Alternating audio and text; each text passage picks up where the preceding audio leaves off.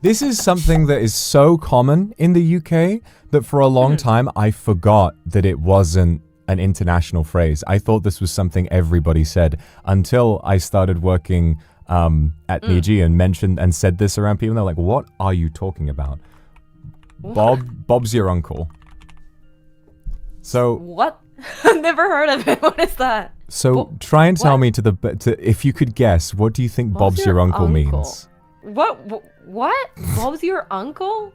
Insulting someone or something? No, it's not it's not an insult. It's not an insult. What is this? Bob's your uncle. Bob's your uncle. Bob's your uncle. Who is Bob? Who is Bob? It doesn't matter. Bob is an idea. In fact, I could look. I've never thought to look it up. Where does Bob's your uncle come from? Yeah. Is an idiom. It likely originated in 1887 when Prime Minister Robert Gascoigne Cecil, or Bob, appointed his nephew to a high office, suggesting success was simple if Bob's your uncle. I never knew. Oh. So what it's saying is he implied that if Bob, the Prime Minister, was your uncle, then success would be easy. So if I say, and then Bob's your uncle, it means, oh, piece of cake. This is easy.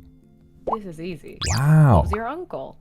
I've got a really good one for you. So I'm gonna teach you some Cockney rhyming slang now, which is very difficult to describe, but check it out, okay?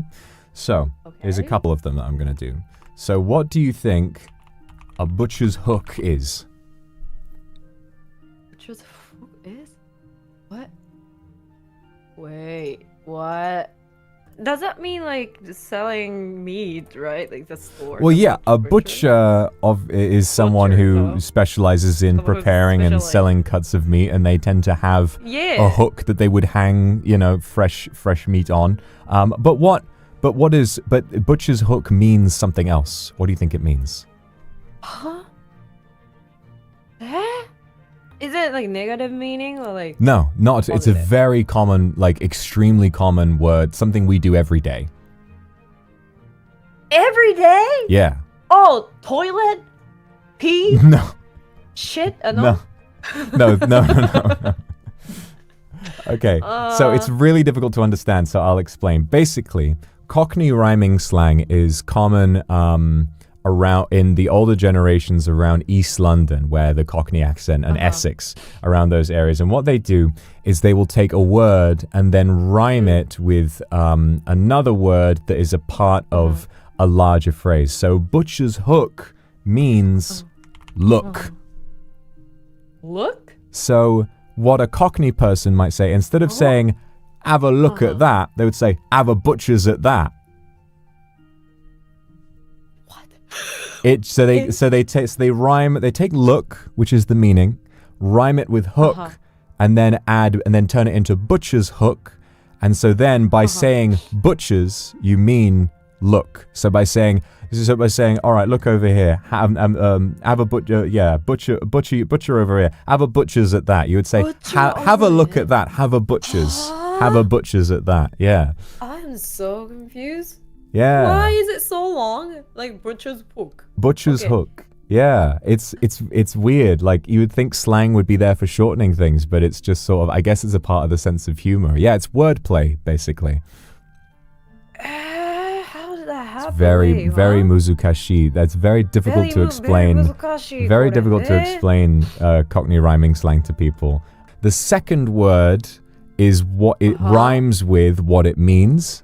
And then you would say the first word to sort of indicate the whole thing. So I've got another one, okay? What do you think? This is a little bit easier. You can probably guess this. What do you think dog and bone means? Dog and bone? So bone rhymes with what this means. Dog and bone? Is it verb? No. Remember, it rhymes with bone. What? Dog and bone, dog and bone, dog and bone, dog and... Phone? Correct, phone. Oh. So if you're complaining about someone who's on their phone all the time, you say, oh, he's on his dog all day. Oh, look at him sat looking at his dog again. Oh, he's on the, or you're on the phone to the, oh, he's on the dog to his missus. Yeah. It's very, very weird. It's Now, very this is weird. not a lot of people use these. Like my dad, for example, lived. I mean, I lived in East London for a good while, but my dad lived there for a good long while. And so he still uses some Cockney rhyming slang. His favorite is I'll do one more for you. Apples and pears. What do you think this means? Apples and what? Apples and pears. So what is pears. pears? What do you think that is? Apples and pears. Wow, it's hard. So it rhymes with pears. Rhymes with pears. Apples and pears. Upstairs. Stairs. Yes, stairs. So stairs. So apples and pears. So so apples would refer to stairs. So you'd say get down the apples, get down the stairs, or it's like yeah, just if you're giving someone directions, oh yeah, just turn the corner and then go up the apples and then you'll be there. What?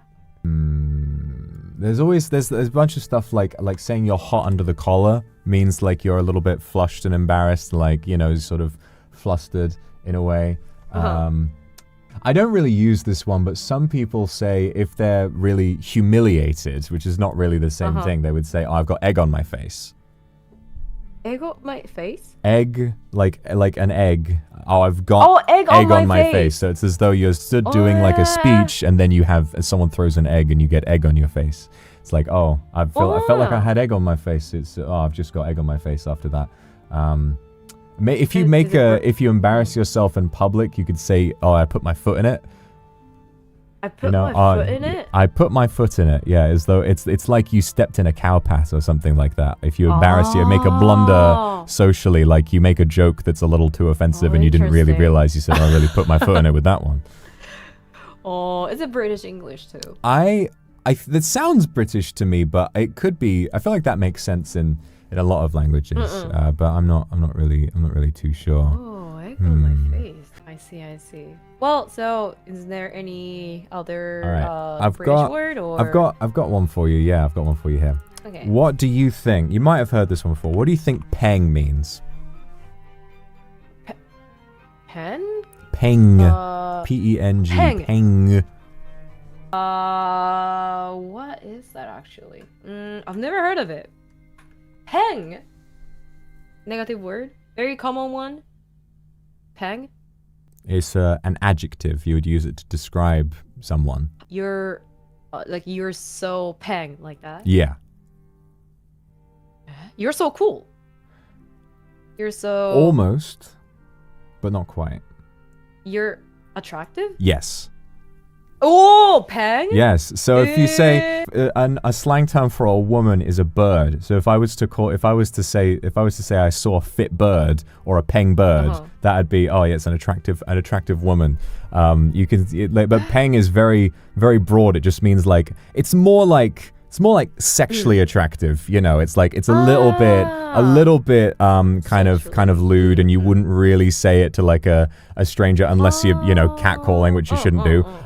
But yeah, it's like it's weird because it doesn't really sound very sexy at all. It sounds like weird, but like it you know, it really does mean like, oh yeah, she's peng, whatever it is. It's really it's a weird one, but yeah.